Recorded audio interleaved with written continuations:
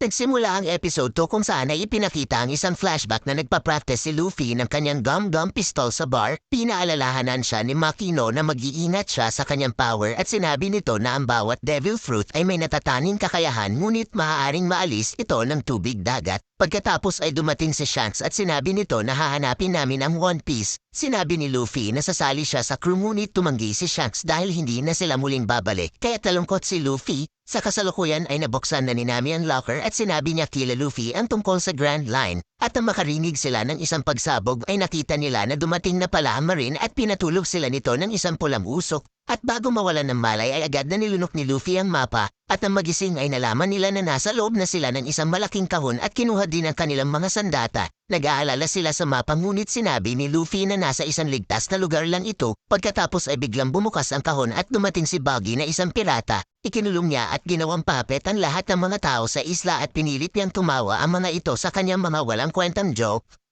Tinanong niya si Luffy tungkol sa mapa dahil gusto din niya maging isang hari ng mga pirata at kuhanin ang Grand Line map ngunit biglang inihagis pataas ni Nima ang balanggot ni Luffy at kinuha ni Luffy ito sa pamamagitan ng pagbinat ng napakahaba ng kanyang isang kamay. Tumakas si Nima at laking gulat niya na makita ang pagkawasak ng isla. Pagkatapos ay agad siyang kinuha pabalik ng mga tauhan ni Buggy at dahil ayaw nilang ibigay ang mapa ay sinabi ni Buggy sa kanyang mga tauhan na ilagay sila namin sa Green Room at sa Shells Town ay dumating na ang Vice Admiral na si Garp na nakahuli sa hari ng mga pirata na si Gold Roger. Nagyayabang si Morgan sa kanyang kapangyarihan ngunit alam naman ni Garp kung ano ang nangyari at hinanap din niya si Kobe na kanyang pinaghihinalaan. Samantala ay itinali nila si Zoro sa isang board at inilagay nila sa hawla si Nami. Ngunit nakita ni Nami ang isang stick na maaari niyang ipambukas sa lock at naririnig din niya ang mga pagsigaw ni Luffy dahil tinotorture ito ni Buggy sa pamamagitan ng paghatak ng katawan nito.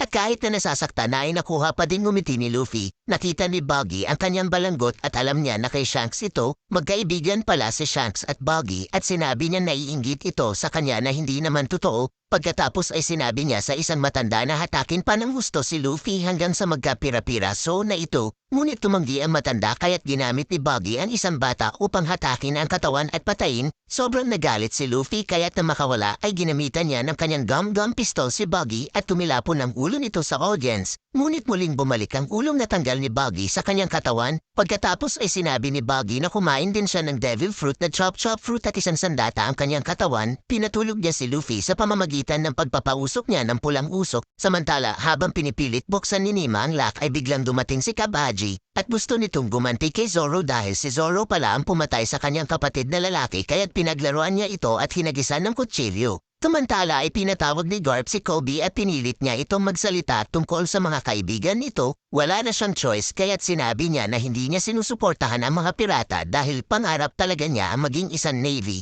Pagkatapos ay isang flashback ang ipinakita kung saan ay muling bumalik ang lalaking nanggugulo sa bar. Nagalit sa kanya si Luffy at pinalayas niya ito ngunit binitbit siya sa leeg ng lalaki. Pagkatapos ay biglang dumating si Shanks at binubog nila ang mga ito dahil ayaw niyang sinasaktan ang kanyang mga kaibigan. Pagkatapos matalo ang mga sigang lalaki ay hindi na nila makita si Luffy. At sa kasalukuyan ay nagising si Luffy na nasa loob siya ng isang tangke na may tumutulong tubig dagat. Takot sa tubig dagat si Luffy dahil nawawala ang kanyang kapangyarihan. Kaya't ginamit ni Buggy ang kahinaan niyang ito upang makuha ang mapa. Sinabi ni Buggy na walang darating na kaibigan na magliligtas sa kanya kaya't ibigay na niya ang mapa. At kung ibibigay ni Luffy ay gagawin niya itong bilang kanyang tagasilbi. Ngunit tumanggi sa kanya si Luffy kaya't nilakasan na ni Buggy ang tubig ng tangke kaya't umabot na ang tubig sa leeg ni Luffy.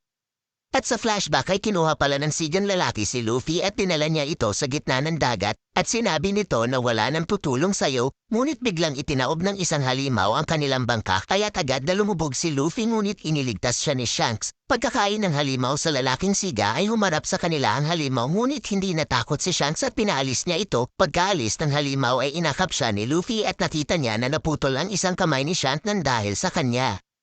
Samantala ay nasa board pa din si Zoro at pinatamaan siya ng kutsilyo ni Kabaji at sa kabutihan palad ay nabuksan na ni Nami ang lock kaya't sinipa niya si Kabaji at sinakal ito ni Zoro. At habang nalulunod na si Luffy ay inihagis ni Nami ang kanyang stick sa salamin ng tangke kaya't nabasag ito. Pagkatapos ay chinap-chap ni Zoro ang katawan ni Buggy ngunit muli na naman nabuo ang katawan ng clown. Ginamit ni Buggy ang mga piraso ng kanyang katawan bilang sandatang panlaban sa dalawa. Pagkatapos ay ginamitan siya ng gum-gum pistol ni Luffy kaya tabutas ang katawan nito ngunit muli na naman bumalik ito. Nakita ni Luffy ang mga kahon sa paligid kaya't sinabi niya tila namin na ilagay ang mga piraso ng katawan ni Buggy sa kahon kaya ulo pa at kamay na lang ang natira kay Buggy. Pagkatapos ay muli siyang ginamitan ni Luffy ng kanyang gum-gum pistol kaya't kumilapon ito ng napakalayo. Bago umalis ay hindi niya kinalimutan palayain ang mga taong ikinadena ni Buggy doon at tinakala ng mga ito na gagawin din silang bilanggo ni Luffy ngunit sinabi ni Luffy na kakaiba siya sa mga pirata at wala siyang hininging anumang kapalit. Samantala ay in-announce ni Garp na wawasakin na niya ang pangarap ng mga pirata na gustong pumunta sa Grand Line at tutulungan siya ni Kobe sa kanyang paglalayag. Iginapos din niya si Morgan dahil hindi nagawa nito ang kanyang duty. Binigyan ng mga taga-isla ng ilang tinapay sila Luffy bilang pasasalamat sa kanila, ngunit kumuha lang ng isang piraso si Luffy dahil alam niya na mas higit na kailangan ng mga ito ang pagkain.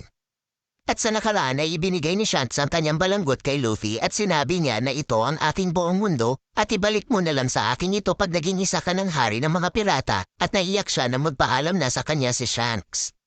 Tabutas ang pinakamamahal niyang balanggot sa paglalaban nila ni Buggy kaya tinahi ito ni Nima dahil alam niya na isang kayamanan ito ni Luffy. Pagkatapos ay may tinawagan si Nima sa isang kwarto at sinabi niya na ako ito at pwede mo nang sabihin sa kanya na nasa akin na ang mapa.